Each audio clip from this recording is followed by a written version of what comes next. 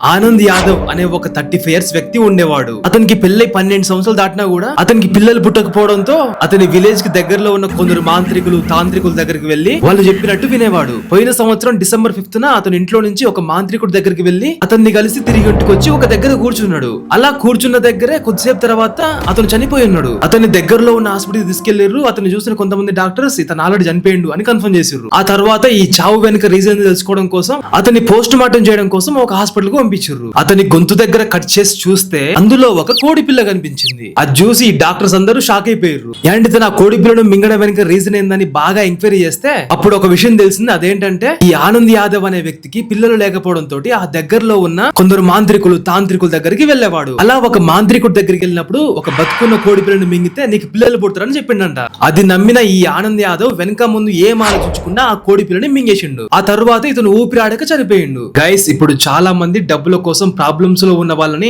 నమ్మించి ఏవేవో చేపిస్తున్నారు. ఏది చెప్తే అది గుడ్డిగా నమ్మి తర్వాత రిస్క్ లో పడకండి. ఇలాంటి రియల్ స్టోరీస్ కోసం మన ఛానల్ ని సబ్స్క్రైబ్ చేసుకోండి.